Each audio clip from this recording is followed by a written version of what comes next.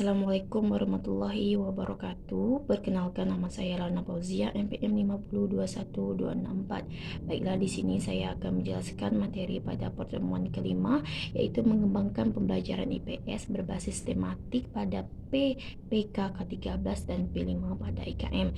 Yang pertama, saya akan membahas pengertian dari pembelajaran tematik. Pembelajaran tematik adalah bentuk model pembelajaran terpadu yang menggabungkan suatu konsep dalam beberapa materi pelajaran atau bidang studi menjadi satu tema atau topik pembahasan tertentu, sehingga terjadi integrasi antara pengetahuan, keterampilan, dan nilai yang memungkinkan siswa aktif menemukan konsep serta prinsip keilmuan secara holistik, bermakna, dan otentik. Selanjutnya yaitu ada karakteristik pembelajaran tematik. Yang pertama ada holistik, yang kedua bermakna, yang ketiga otentik, yang keempat aktif. Selanjutnya kita akan membahas ciri-ciri pembelajaran tematik. Yang pertama, aktif yang berpusat pada murid. Yang kedua, memberikan pengalaman langsung. Yang ketiga, pemisahan antara mata pelajaran tidak begitu jelas. Yang keempat, menyajikan konsep dari berbagai mata pelajaran.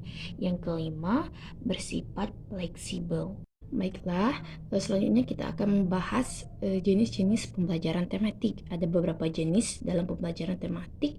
Yang pertama ada penggalan, yang kedua ada keterhubungan, yang ketiga ada sarang, yang keempat pengurutan, kelima irisan, keenam jaring laba-laba, yang ketujuh bergalur, yang kedelapan keterpaduan, yang kesembilan terbenam. Baiklah, selanjutnya ada langkah-langkah dalam pembelajaran tematik. Ada beberapa langkah dalam pembelajaran tematik. Yang pertama ada mengamati, yang kedua ada menanya, yang ketiga ada mengumpulkan informasi, yang keempat ada mengolah informasi, yang kelima ada mengkomunikasikan. Selanjutnya kita akan membahas kelebihan dan kelemahan pembelajaran tematik. Ada beberapa kelebihan dalam pembelajaran tematik. Satu, kegiatan belajar dapat disesuaikan dengan minat dan kebutuhan siswa. Yang kedua, kegiatan belajar lebih bermakna. Yang ketiga, mengembangkan keterampilan berpikir dan keterampilan sosial siswa. Adapun kelemahan dari pembelajaran tematik, yang pertama, pembelajaran tematik memerlukan sarana dan sumber pembelajaran yang bervariasi. Yang kedua, pembelajaran tematik memerlukan dasar kurikulum yang luas atau fleksibel. Baiklah, selanjutnya kita akan membahas pembelajaran IPS berbasis tematik pada PPK K13.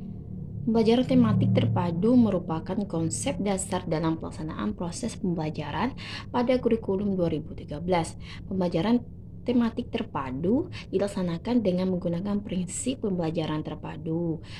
Adapun prinsip-prinsip pembelajaran tematik terpadu adalah sebagai berikut. Satu, peserta didik mencari tahu, bukan diberitahu. Yang kedua, fokus pembelajaran diarahkan kepada pembahasan kompetensi melalui tema yang paling dekat dengan kehidupan. Yang ketiga, sumber belajar tidak terbatas pada buku. Yang keempat, siswa dapat bekerja sama secara mandiri. Yang kelima, memberikan pengalaman langsung kepada siswa. Yang kedua yaitu ada pembelajaran IPS berbasis tematik pada P5 IKM.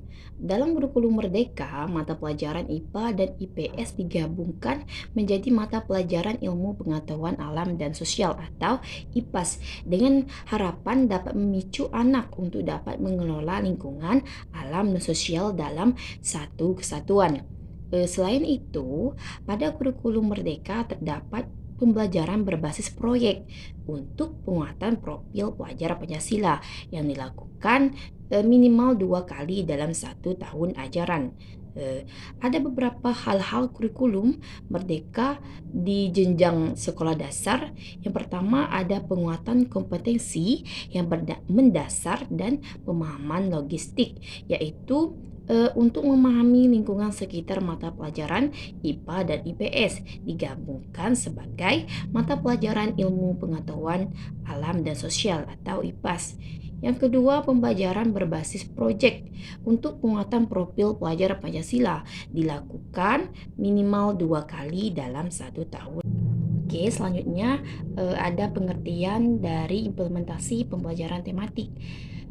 Kita ketahui implementasi pembelajaran tematik adalah pelaksanaan kurikulum yang berhubungan dengan kemampuan guru dalam mengemas suatu pelajaran yang mengintegrasikan beberapa mata pelajaran berdasarkan tema, dimulai dari perencanaan, pelaksanaan, hingga dalam evaluasi pembelajaran. Yang terakhir ada tujuan dan manfaat pembelajaran tematik. Adapun tujuan pembelajaran tematik yaitu untuk memusatkan perhatian pada satu tema atau topik tertentu. Yang kedua, memiliki pemahaman terhadap materi pelajaran lebih mendalam dan berkesan. Adapun manfaat pembelajaran tematik yaitu meningkatkan keaktifan siswa dalam belajar sehingga mereka memiliki pemahaman terhadap materi pelajaran secara lebih mendalam dan berkesan. Baiklah, itulah penjelasan tentang materi mengembangkan pembelajaran IPS berbasis tematik pada PPK ke-13 dan P5 pada IKM. Saya akhiri. Wabillahi taufiq wal hidayah. Wassalamualaikum warahmatullahi wabarakatuh.